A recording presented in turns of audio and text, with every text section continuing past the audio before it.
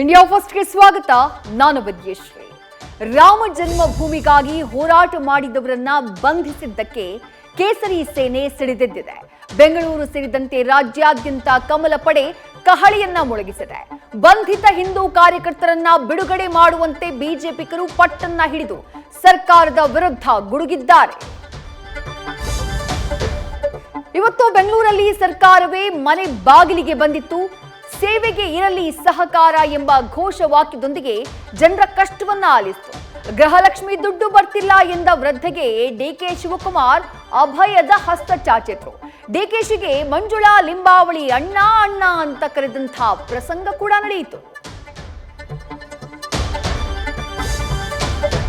ಸಹಸ್ರಾರು ವರ್ಷಗಳ ಹಿಂದೂಗಳ ಕನಸು ನನಸಾಗ್ತಾ ಇರೋ ಹೊತ್ತಲ್ಲಿ ಬೇಕೆ ಹರಿಪ್ರಸಾದ್ ಅಪಶಕುನವನ್ನ ನುಡಿದಿದ್ದಾರೆ. ರಾಮ ಮಂದಿರ ಉದ್ಘಾಟನೆ ವೇಳೆಯೇ ಗೋದ್ರಾ ರೀತಿ ಹತ್ಯಾಕಾಂಡ ನಡೆಯುತ್ತೆ ಎಂಬ ಅಸಂಬದ್ಧ ಮಾತುಗಳನ್ನಾಡಿದ್ದಾರೆ. ಕೈ ಹಿರಿಯ ನಾಯಕನ ಮಾತಿಗೆ ಬಿಜೆಪಿ ನಾಯಕರು ಕಿಡಿಕಾರಿದ್ದಾರೆ.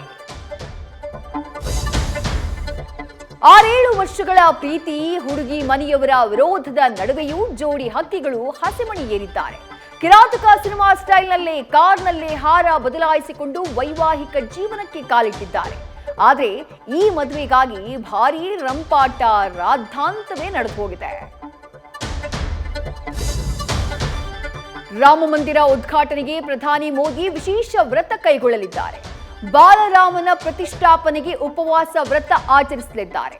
ಪವಿತ್ರ ಸರಯೂ ನದಿಯಲ್ಲಿ ಮಿಂದೆದ್ದು ಪೂಜಾ ಕೈಂಕರ್ಯದಲ್ಲಿ ಭಾಗಿಯಾಗಲಿದ್ದಾರೆ.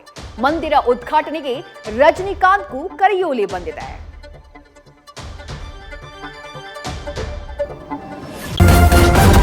ನ್ಯೂಸ್ ಫಸ್ಟ್ ನಿರ್ಭೀತಿಯಿಂದ ನಿಮ್ಮ ಪರವಾಗಿ.